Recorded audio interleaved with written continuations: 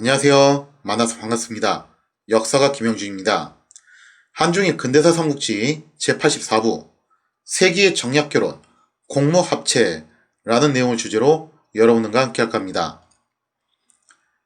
1860년 11월 일본의 견미사가 돌아온 후에 일본 전국을 이끌게 되었던 안도 노부마사는 현 시국을 타개할 계책에 고심을 하게 되었죠. 본래는 실질적으로 에도 막부를 이끌어야 될 사람은 쇼군이죠.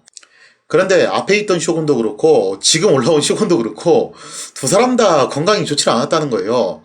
심지어 지금 쇼군인 도쿠가와 이에모치는 병약할 뿐만 아니라 나이조차도 어린 소년이었다는 거죠. 과연 이 상태에서 나라를 제대로 이끌어 나갈 수 있겠냐? 그러다 보니까 당연히 누군가가 대타로 나설 수밖에 없었다는 겁니다. 당시 일본의 중앙 정치는요, 이 다이로의 죽음으로 수권파가 몰락을 하고 좌막파가 정계에 복귀를 해서 안도 노부마사와 일단 연립 정권을 설립한 상태였죠. 문제는 막강한 철권을 휘두르던 이 다이로가 세상을 뜨게 되면서 이 막부의 지방 통치가 예전만큼 강력해지지 못했다라는 거예요. 즉, 이 다이로만큼의 포스를 낼 수 있는 사람이 현재 막부 중앙에는 존재하지 않았다라는 거죠. 이러한 가운데 지방의 번들, 특히 사스마번과 조슈번, 이 서남 웅번들이 점차 힘을 키워가면서 막부의 권위에 조금씩 도전을 하기 시작합니다.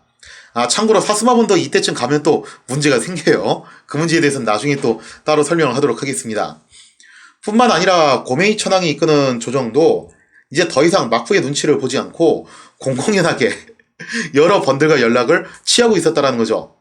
즉 지난번에 있었던 무호 밀칙 사건은 실패로 끝났지만 어쨌든 간에 이 다이로가 제거가 됨으로 인해서 이제 옛날만큼 에도 막부가 무서워지지 않았다는 거예요. 그래서 이제는 조정도 이런 간이 배 밖으로 나오는 행동을 대놓고 하기 시작한다는 거죠. 무엇보다도 가장 위험했던 것은 뭐였냐면은 무려 250만에 달하는 하급 사무라이들 가운데서 조낭양이 사상을 추구하면서 도막을 부르짖는 그런 사람들이 늘어나기 시작했다는 겁니다. 이게 정말 가장 위험한 부분이었죠. 각 번의 번주들은 자신들의 야심을 위해서 이러한 도막파 계열의 하급 사무라이들과 연대를 하거나 혹은 그들의 과격한 행동을 묵인하는 그런 방향으로 가게 됩니다. 번주들의 묵인하에 도막파 계열의 하급 사무라이들은 탈번 낭인이 돼가지고 이런저런 사고들을 치고 다녔다는 거죠. 그렇다면 왜 번주들이 이걸 갖다 그대로 묵인을 해줬냐? 도막파가 설치고 다닐수록 막부의 권위는 계속 손상을 입겠죠? 그러다 보면은 각 지방 번에 대한 통치력 또한 약화될 것이 자명하다는 거예요. 실제로 이 다이로가 변을 당함으로써 지금 에도 막부의 지방 번에 대한 장악 능력이 현저하게 떨어졌다는 겁니다. 자, 그래서 각 지방의 번제들 중에서 야심 있는 사람들은 세상이 혼란에 빠질수록 옛날 전국시대가 그러했던 것처럼 각 번의 자립도가 높아지지 않을까. 그래서 내가 뭔가 독립적인 군주가 될 수 있지 않을까. 그런 야심을 불태우는 사람들이 분명히 있었다는 거죠. 심지어 몇몇 번에서는 아예 도막파 세력이 번정을 장악해서 번을 좌지우지하는 상황까지도 발생을 하게 됐다는 겁니다. 이렇게 탈번한 도막파 부사들은 전국적으로 크게 4개 집단으로 나뉘게 됐어요. 먼저 미토번 출신들로 구성된 텐구단, 요쪽이 이제 사쿠라다 문밖에 변을 주도했던 그 집단들이죠. 그리고 조슈번에서 요시다 쇼인의 제자들로 구성되었던 쇼카 손주쿠 동문회, 여기가 또 이제 유명한 멍몰 집단이죠. 그 다음에 이제 도사번의 근황당, 여기가 이제 그 유명한 사카모토 료마가 속해있는 집단이에요. 그리고 사스마 깡패들, 정충조, 여기가 이제 사이고 다커모리, 오쿠보 도시미치, 이런 사람들이 포함되어 있는 조직이죠. 자, 그래서 이제 이런 집단들이 설치고 다녔는데 이들 도막파 집단들은 당장 커다란 소동을 일으키진 않았습니다. 작은 소요들은 일으켰지만 뭐 천하가 뒤집어질 정도의 그런 일은 아직까지는 일으키진 않았어요. 하지만 자기들끼리 연락망을 구축하면서 은밀하게 세력을 키워가고 있었으니 어쨌든 간에 이 집단들은 언제 폭발할지 모르는 시한폭탄과 같은 존재가 되었다는 겁니다. 이들 도막파들은 대대적으로 조낭양이를 부르짖으면서 사회 곳곳에서 민중들을 선동하고 각종 소요를 일으켰다는 거예요. 사실 도막파가 부르짖는 양이는요, 또 이런 느낌도 있긴 있어요. 에도 막부를 공격하기 위한 뭐 프로파간다라는 느낌도 어느 정도 다분했다라는 거죠. 도막파는 양의를 통해서 외세와 타협하지 않는 이념의 순결성을 얻겠다. 이런 심산이었다는 겁니다. 즉 에도 막부가 못하는 거를 우리 도막파는 할 수 있다. 이런 주장을 하겠다는 거죠.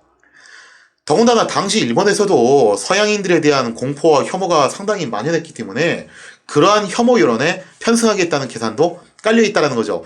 이거는 현대 정치에서도 흔하게 볼 수 있는 일들이잖아요. 이게 이성적으로 생각하면 올바른 건 아닌데 사람들이 감정적으로 특정 집단이나 특정 세력을 혐오를 해요. 여기에 편승을 해서 그 혐오의 대상이 되는 것을 공격을 함으로써 대중들의 지지를 더 많이 받겠다. 이런 전략을 쓰는 것은 현대 사회에서도 안타깝지만 종종 볼 수 있는 일입니다. 가장 대표적으로 나치 독일의 히틀러가 써먹었던 수법이 사실은 이런 수법이었죠. 그런데 모순적이게도 도막파들은 양의를 위해 서양의 문물을 배워가지고 일본을 근대화시켜야 된다라는 주장을 하는 사람들도 많았다는 겁니다. 그러니까 이런 거죠. 나이키 신발을 신고 코카콜라를 마시면서 반미 투쟁을 한다. 약간은 좀 이런 뉘앙스인데 어쨌거나 서양이 싫은 건 싫은 거고 서양의 기술 자체는 보고 배울 필요는 있지 않냐. 나름 그래도 그런 이성적인 판단을 하는 집단들도 있었다라는 겁니다. 특히 요시다 쇼인의 제자들이었던 쇼카 손주쿠 동문회는 이런 생각을 주로 하고 있었죠. 물론 종종 독이 오를 대로 올라가지고 진짜 대책 없이 칼을 휘두르면서 무차별적으로 서양인들을 공격하는 위험 분자들도 분명히 있었습니다. 대표적인 사례가 뭐가 있었냐면은 1859년 9월에 러시아 수병 2명이 도막파에 의해서 참살되었고 그해 11월에는 프랑스 공사관에서 일하는 중국인이 피살되어 그러니까 서양인이 아니라 하더라도 같은 동양인일지라도 서양에 부역하는 사람들은 전부 처단하겠다. 이런 분위기로 갔다는 거예요. 그리고 1860년 1월에는 영국 공사관에서 일하는 일본인 통역관, 이제는 자국민도 안 봐줍니다. 자국민이고 뭐가 없어요. 하여튼 서양 세력과 조금이라도 관련이 있으면 처단하겠다. 라는 그런 이제 분위기가 물씬 풍긴다는 거죠. 그래서 이 일본인 통역관도 이제 피살을 당하게 되고 심지어 프랑스 공사관에 방화까지 저지르는 등 온갖 폐악질을 일삼고 다녔다는 거죠. 이것 말고도 크고 작은 상해 시비가 끊이질 않았어요. 그러다 결정적인 사건이 하나 또 터지게 됐는데 1861년 1월에 미국 공사관 통역관이었던 휴스켄, 해리스 대사하고 같이 에도에 등성했던 바로 그 인물이죠. 그 휴스켄이 피살이 되었습니다. 휴스켄은 네덜란드 사람이긴 했지만 엄연히 미국 시민권을 가진 공사관 직원이었어요. 따라서 이 사건은 미국이 일본을 외교적으로 압박할 수 있는 굉장히 좋은 건수가 되었다는 거죠. 하지만 당시 미국의 사정도 역시 좋지 않았는데 하여튼 일본이 좀 이런 게 운이 튀어요. 당시 미국의 대통령으로 누가 당선이 되냐면 링컨이 당선이 되면서 조만간 미국은 남북 전쟁의 소용돌이에 휘말릴 운명이었다는 거죠. 이에 미국의 해리스 대사는 결국 에도 막부 측에 보상금을 받아내는 선에서 일단 사건을 마무리 짓게 됩니다. 지금 현재 일본을 압박할 만한 여력이 없었다는 거예요. 이처럼 에도 막부가 서양 각국들에게 계속 자세를 낮춰가면서 보상금을 이렇게 지불을 했기 때문에 어찌어찌 지금 양측은 큰 충돌 없이 잘 넘어가고 있었어요. 하지만 동학파 세력들이 끊임없이 서양인들에 대한 테러를 시도를 했고 또 이러한 일을 대중들이 지지를 했기 때문에 이러한 이유로 앞으로도 계속해서 서양 혐오 범죄는 일어날 수밖에 없는 상황이었다는 거죠. 실제로 당시 일본의 분위기는 이런 거였어요. 신주 일본을 넘본 양귀를 처단하는 위대한 조남 양의지사. 에도 막부가 못하는 것을 누가 한다. 저 양의지사가 하고 있지 않냐 하면서 사람들한테 굉장한 인기를 끌고 있었다는 거죠. 그에 비해서 서양 세력에 대해서 일전 한번 치르지 않고 나라의 문을 활짝 열었을 뿐만 아니라 툭하면 배상금이나 지불하고 굽신거리기나 하는 저 에도 막부를 사람들이 어떤 시선으로 바라보겠냐 이거죠. 이 다이로가 지적한 대로 일본이란 나라는 칼의 권위에 기대서 통치될 수밖에 없는 나라잖아요. 하여튼 일본은 예나 지금이나 그런 풍조가 있는데 일단 약한 모습으로 보이면은 멸시를 당하는 풍조가 있다라는 겁니다. 그러니까 피해자에 대해서 동정을 하는 게 아니라 피해자를 어떤 시선으로 바라보냐면은 그거는 가해자가 오죽했으면 저렇겠냐 이런 식의 시선이 만연한 게 일본의 사회적인 풍조였어요.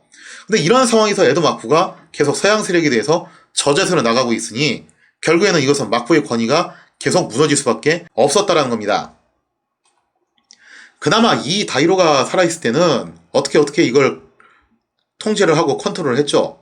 그래서 막부의 권위에 덤벼드는 조낭양이 지사들을 강하게 찍어 누르고 심지어 좌막파까지 숙청을 해가면서 막부의 권위를 바로잡는 데 전력을 투구를 했습니다. 근데 문제는 그런 이 다이로가 그렇게 끔살을 당하게 되면서 다음번 타자들은 감히 그렇게 하기가 힘들어진 거예요. 또 이 다이로만큼의 그런 깡다구도 없었고, 아무튼 이렇게 해서 이미 무사집단의 수장이라는 정의대장군의 권위는 실추된 상황입니다. 그렇다면은 여기서 어떻게 되는 것이냐? 구태여 기존의 방식을 고집할 게 아니라 새로운 시대에 걸맞는 새로운 방법을 찾아내면 되지 않겠냐라는 거죠. 자, 여기에 대해서 안도 노부마사는 이런 판단을 내리게 됩니다. 그렇다면은 저 설치고 다니는 동학파가 절대로 거역할 수 없는 존재인 천황을 막부가 끌어안고서 가면은 막부의 권위가 다시 세워지지 않겠냐라는 그러한 결론을 내리게 되었다는 거죠.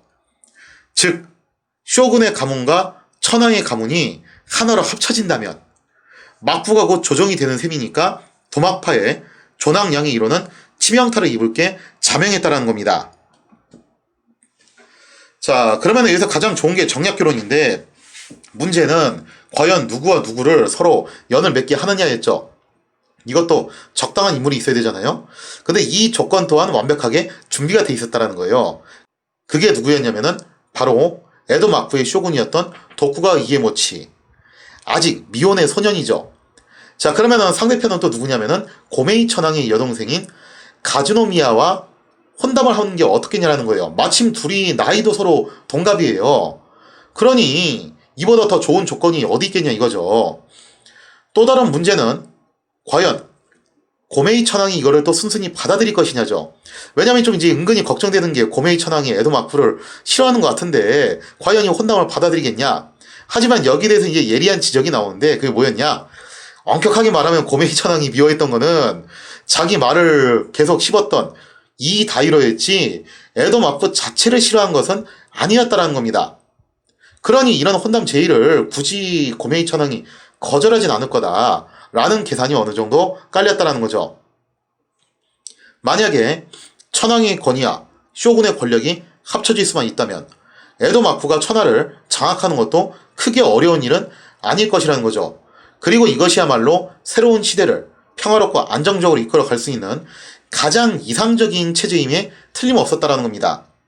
이를 두고서 이제 뭐라고 표현을 했냐면은 공가, 그러니까 천황과 그 조정 귀족들이 있는 그쪽을 이제 공가라고 부르잖아요.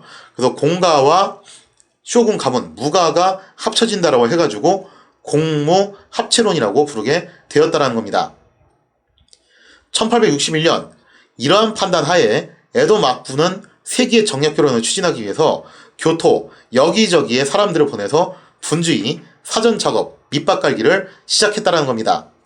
과연 안도 노부마사가 주도했던 공무 합체론은 성공적으로 달성할 수 있을 것인가? 문제는 이게 달성돼도 문제예요. 왜냐면은 이거 달성되는 과정에서 고메이 천황이 뭔가 또 역제안을 할 수가 있잖아요. 그죠? 자기가 원하는 말을.